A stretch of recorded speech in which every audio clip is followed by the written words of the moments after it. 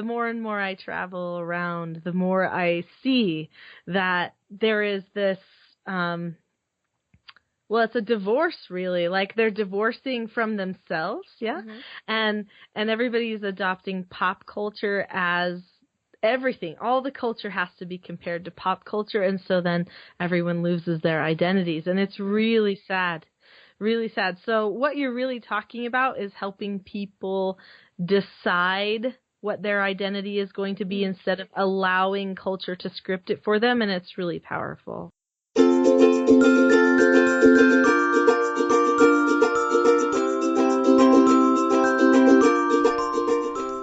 Welcome to the Home and Family Culture Podcast, where I am interviewing guests who are making a difference in home and family culture. Today on the show, I have Nicholeen Peck, the founder of teachingselfgovernment.com.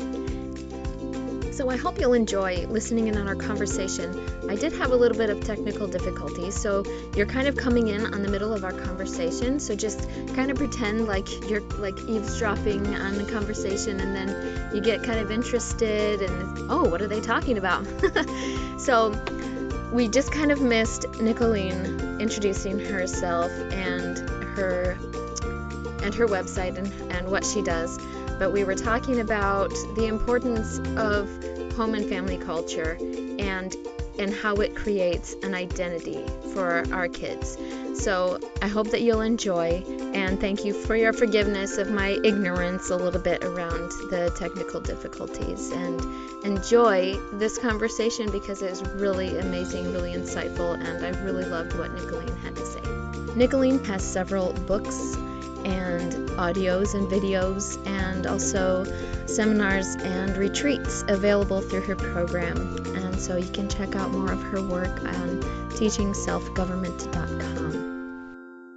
Or if your parents happen to miss giving you any kind of core, values or things that you can compare to, well, this is right or wrong. And not just use law, because legal things change all the time. Right. If you just use what's socially appropriate, you may end up delivering a very sandy foundation, right? Yeah. So anyway, and that's what's happening a lot in society today. Because people... Well, because people are saying, well, what's correct according to society, right? Yeah. What's politically correct? What is pop culture doing? What are the people that we're idolizing doing? Instead of going back to what are the wise people? What have they done?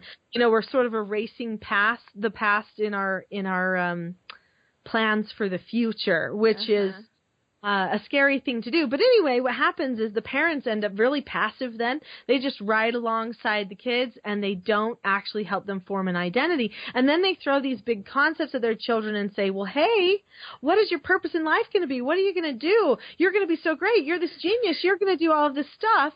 And the child's like blown, like, what? I think people are believing a lie about me. How come I haven't figured that out yet? How come I don't know where I'm going? Do you see what I mean? And so it's incredibly overwhelming. And so then, one of the only things that seems meaningful to a lot of people nowadays is like, how they relate to each other in the bedroom. So they put a lot of their focus there and try to figure out who they are based on that, which really doesn't have a whole lot to do with who you really are. Yeah. So I'm like, okay, we're really getting slightly off track here. Sort of change topics on us, but I feel like it relates to creating a family culture. And I know that that's our plan is we're going to family culture, but maybe we can say why it's so important first. And in my mind, that's why it's so important. The happiness of the person, know? And creating an identity, creating the unity of the family and of the culture at large. Because if you know who you are at home, like you're saying, oh, what are you going to be when you grow up? Well, actually, I already know who I am, so I can go out into the world and embrace this purpose that I've been given. Yeah. Instead of growing up thinking, gee, I don't know who I am. I'm going to figure that out now before I grow up. And so, that's so true. It starts in our homes and being guided by the roles that we live in our homes. Yeah, well, and think about mothers just quickly. Let's say a mother is overwhelmed all the time, okay? And I don't want to make any mother feel bad because I know everyone deals with different things, okay? And some people have a higher tendency to stress and to get overwhelmed and all that kind of stuff. But let's say a mother is overwhelmed all the time. Let's say she doesn't look like she enjoys being a mother. Let's say that she gets frustrated and she flip-flops in her principles back and forth and she doesn't know what to do. And she would be the first to tell you, I don't know what to do. I want somebody else to take over. This is killing me. This is too much, right? So if a mother is in that frame, if she is doing that, what is the child going to see as a source of happiness for their future lives? Do you think they're going to see it's being a parent or a mother? No, for sure not. Yeah, for sure not. So what do you think would happen to that mother then if somebody told her, well, when your child has a tantrum, here's a skill you can use. This is a skill they can learn so that they can learn how to disagree appropriately with you.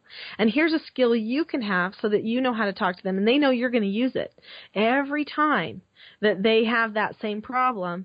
And so you don't have to get worried anymore because now you're all on the same page. Now you've all deliberately decided that this is how you're going to problem solve as a family, and these are the skills you're going to do. Think of the freedom that gives that mother, because then all of a sudden she can set the example that she wants to set for the child. Yeah, because I think a lot of times, a lot of the stress as a mom, especially with little kids, is sometimes it's just the ambiguity, or even as your kids are getting older, the ambiguity of what you're supposed to say in situations that are confusing.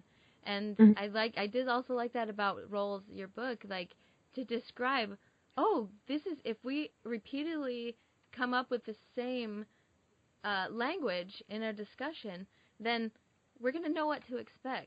And that makes it so much easier to understand your roles and get rid of the ambiguity of, I don't know what's going on, or, just wondering how is this going to play out.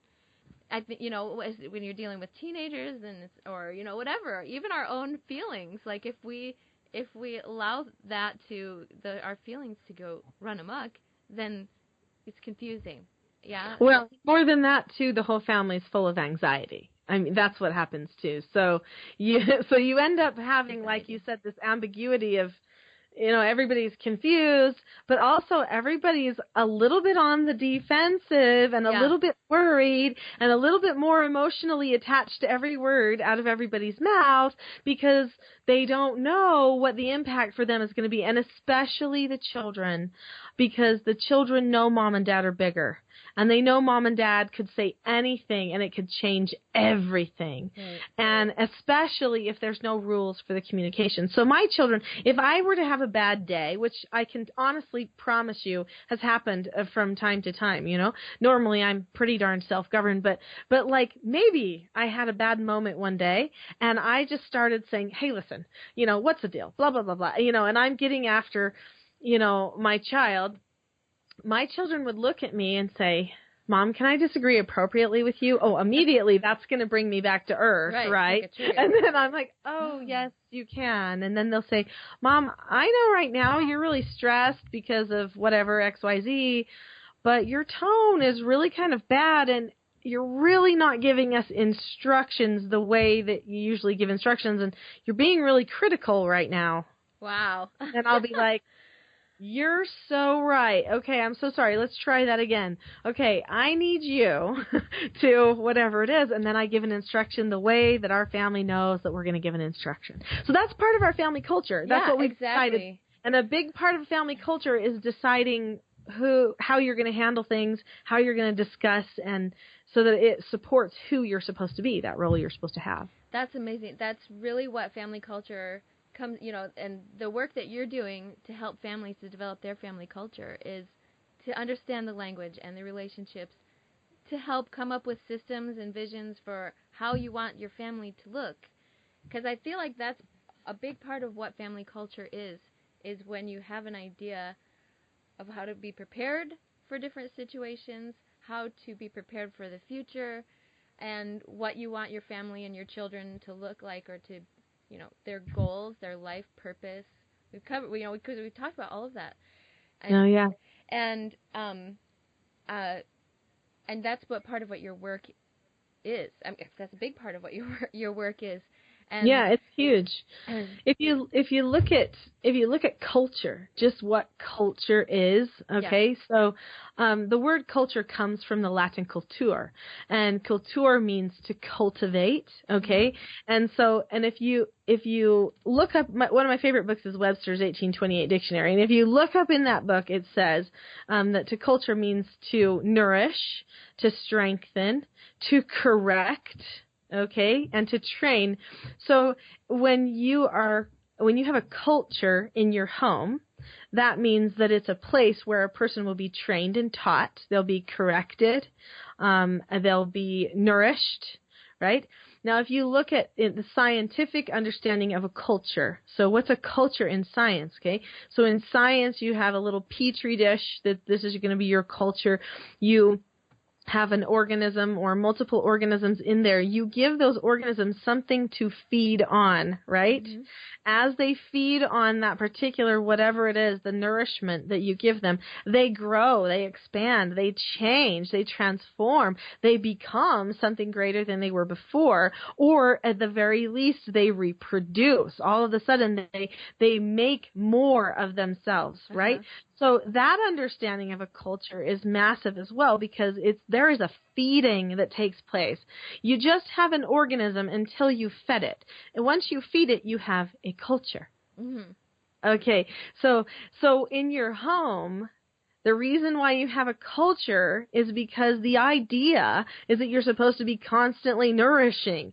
To nourish, you have, and growing. So to nourish, you have to be teaching and correcting. Both. You have to do both. That's part of the nourishing. Every family has a culture. Everyone, no matter what. Yeah. Some people's cultures are completely wild. It's like a patch of dirt where the weeds are just growing, and that's it. And that's the culture. And then there's other cultures that produce. They don't just have a wild wasteland. They actually are really producing things on purpose. They're saying, we want pumpkins, we want tomatoes, we want stuff that the world wants. Yeah. We want stuff that are, things that are going to be able to go out into the world, and they're going to further nourish and strengthen, and we're going to be able to send it out, which means that we actually, in our culture, in our family, we pull the weeds out. We get action to grow what you specifically want to grow.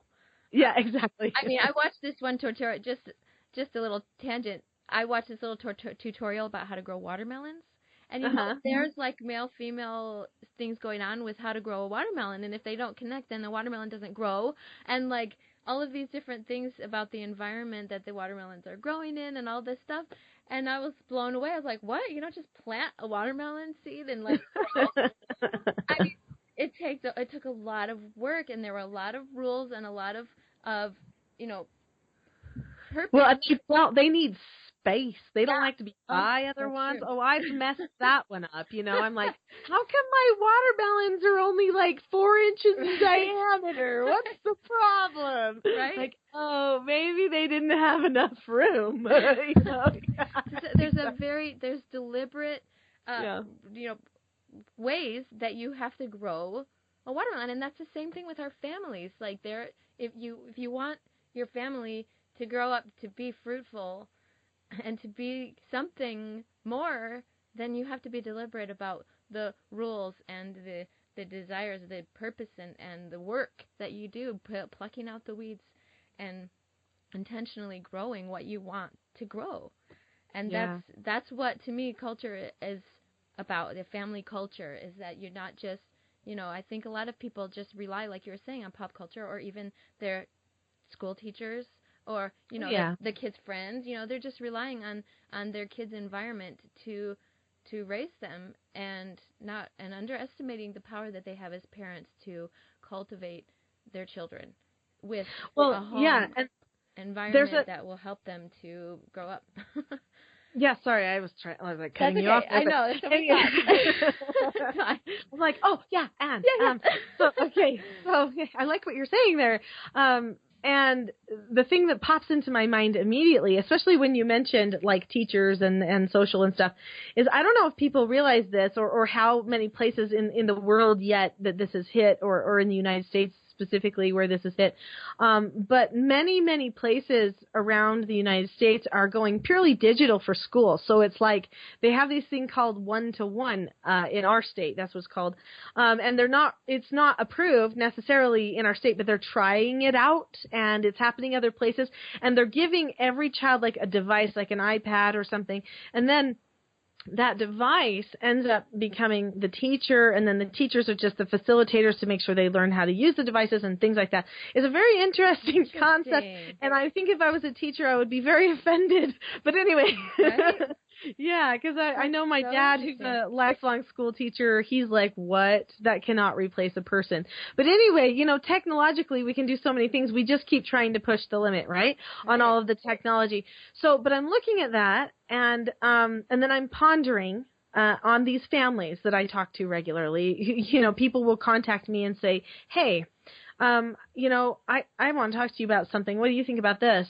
Or, hey, this is what's happening in my house. And so often, a huge percentage of the time, the biggest problems happen to revolve around technology and addictions related to technology and such. And they'll say, well, I can't take away the tablet because he has to do his school on the tablet, and the school has given him the tablet. And so they have to have the tablet because otherwise he won't be able to do his homework, and this kind of thing. And I'm like, do you see when the school sends something home, a book, a tablet, whatever, the parents just automatically go, well, it must be good then. It must be okay then. Instead of saying, I know that 1 in 10 people have a predisposition to actually have an addictive nature to their personality. So I wonder if my son could be the 1 in 10 of the 10 people I know. Maybe I need to take a look at that. Maybe I need to set some boundaries. Maybe I need to say, seriously, I will sit by you when you do your homework, and then that thing stays with me until it goes in your backpack to school tomorrow. And I mean, there's just things that parents are letting slide because everybody's doing it, because everybody's endorsing it, and it's robbing the families of their culture. It's eroding the very organic, natural way that people raise their children. That's incredible. I think I heard one time, I don't know if this is actually true, but like that Steve Jobs and other computer, they actually send their kids to Waldorf schools where they don't. Yeah, they do. Have you heard that? It's true. It's true. Where they don't get electronics until they're like 12 or something like that. I don't know how old, but as young kids, they don't get exposed to electronics. I think that's really interesting that these people who are endorsing and will, have a definite benefit from, having kids be addicted to devices, don't want their own children to have those things. Oh, no, they know. They know what robs a person of their own ability to think. And their identity. That's their identity. If their identity is wrapped up in that, and then they actually aren't creating identity at all. Right. They lose, yeah. They become attached. They feel like they can't be who they are without that thing. It's so sad.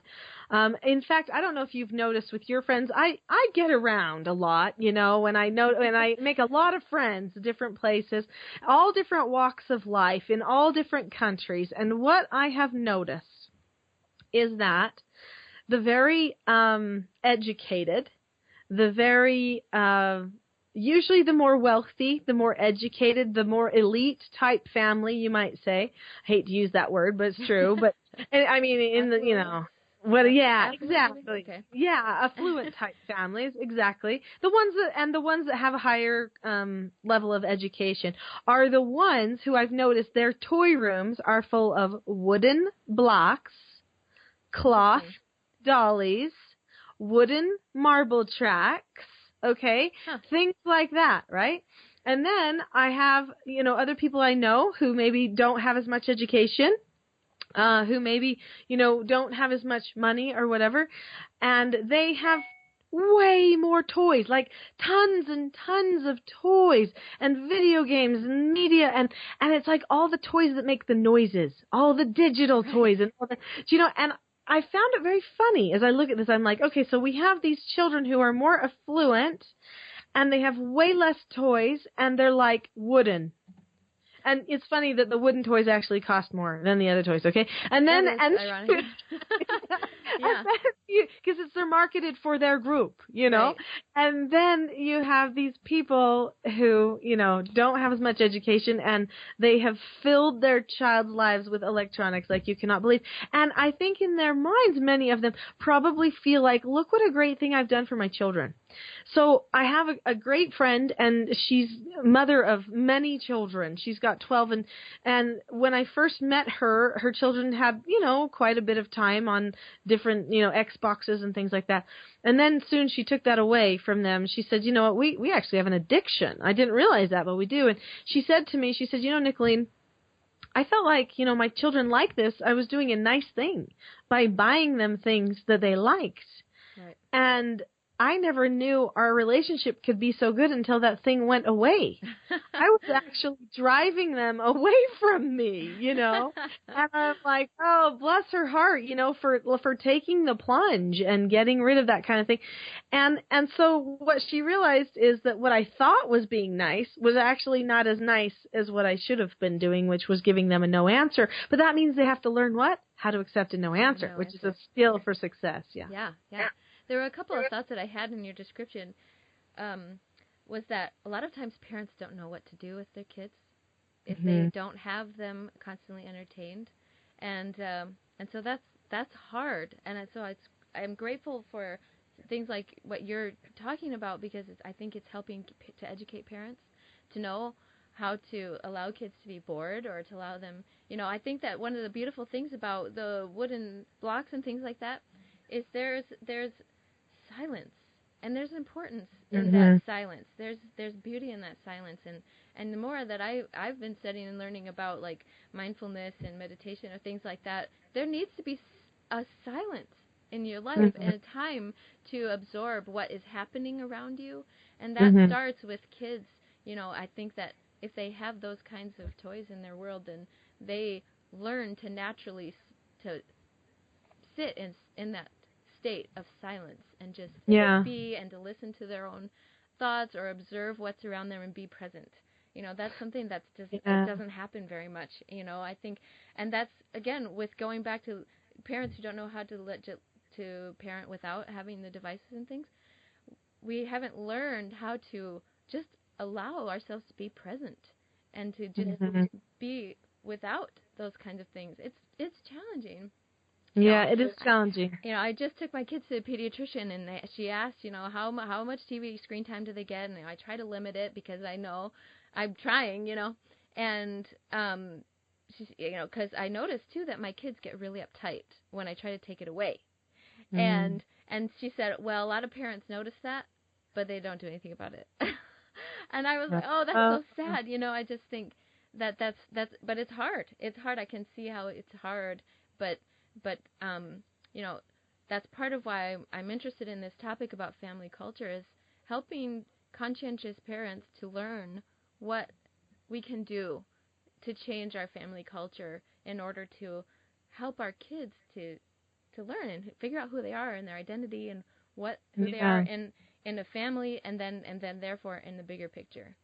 Yeah, well, I think step number one is you actually have to get rid of the noise in your own life, right? Right. And that's the hardest part, because we now have a generation of parents who were raised with the next new technological thing, the next thing, and the next thing. And it was just, technology was a huge part of their upbringing, and what was new, the new. And so they're wrapped up in it. They're texting and iMessaging their friends and their people, and they're getting all of their news from their devices, and they're, and they need it for business, and they need it for whatever. They order the groceries on it, they go to pick it up. I mean, you know how it is. That's what's happening nowadays, okay?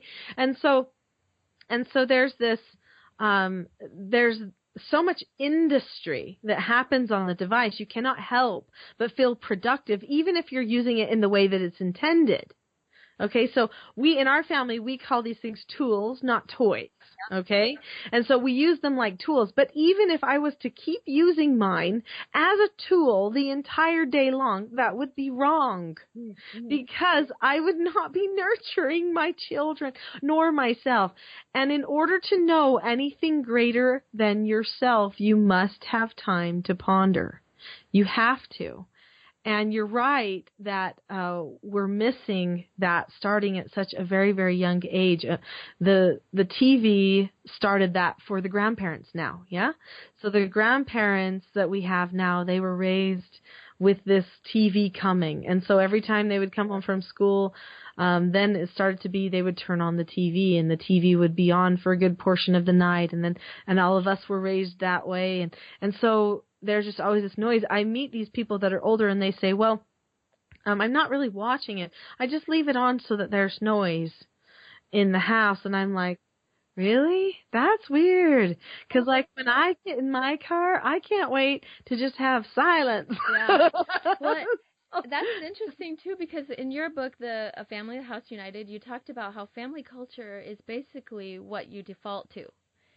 And, and I think that that's something that we need to reprogram in our families is when we get home and we want to decompress, can we decompress by reading a book or meditating, or do we have to have the TV on? And that's a question we need to ask ourselves a lot of times is, do I decompress by going out in nature for a walk, for a hike, and the benefits that has, that's multifaceted, and the benefits that going outside can have, and or, whatever our default is, that's something that I'd like to help people to reprogram and to think, what do I naturally gravitate towards? And, I think that we want our kids to grow up to know who they are and to be literate and to be able to connect with nature and with silence and with, things like that. And so that's what I'd like to help people to reprogram is like being conscientious about what we're doing when we come home. Are we coming home to chaos and arguments and losing that identity, and things like that? Or are we coming home to, rest?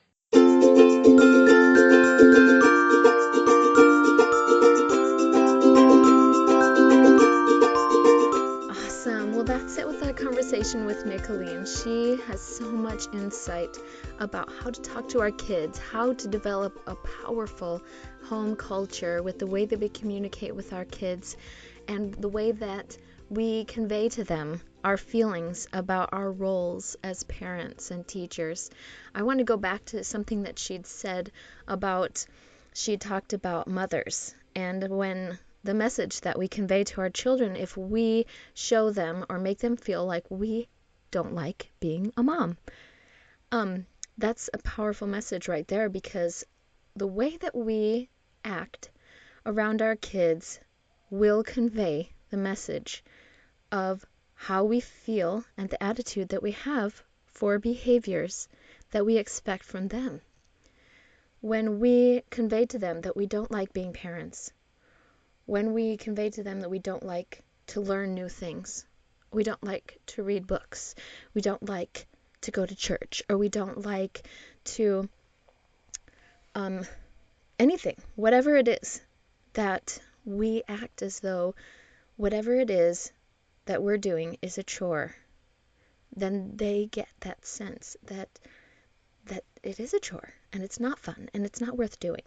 If we don't like to eat our vegetables, then they're not going to want to eat their vegetables. If we don't like to go for a jog, then they're not going to like to go for a jog. And we don't necessarily have to like going for a jog, but taking care of our bodies is an important example that we give to our kids. Taking good care of our minds, to study, to read, to watch quality entertainment, consume quality entertainment. Those kinds of things are part of our family culture, and we convey that message to them by our examples, and we help them and inspire them to have and adopt those behaviors. It could be good manners, or it could be any of those things. All of those things influence our home and family culture. And all of those things are relayed in our behaviors and in our attitudes. And the thing that I love about Nicoleen's work is that she teaches parents how to have the language and the skills in order to get rid of the ambiguity, get rid of the anxiety, get rid of the stress of how to raise a family. She has created what could be classified as a handbook for instructions of how to raise a family. And her message is very clear and very powerful, and it's something that anybody can do, and she is helping families all over the world. I know she does work for the UN and for governments and organizations all around the world, and she's doing a really powerful and wonderful work. And so I thank you for listening in on this conversation, and I hope that you were able to learn a lot from Nicholeen, and I hope that you go to her website so that you can order her books and listen to her videos and her audios and watch her experience as she was on the BBC. She was picked to be on the show The World's Strictest Parents when she brought in 2 foster children from the UK, and in 2 weeks, I believe, she changed their lives. And so that episode is available on her website, and you can watch her. And she demonstrated that strictness isn't necessarily strictness. It's being consistent. And so she was able to show these kids the power of consistency in conveying a message of love and compassion and patience and the capacity to grow and change and govern ourselves. So I hope that you'll check that out.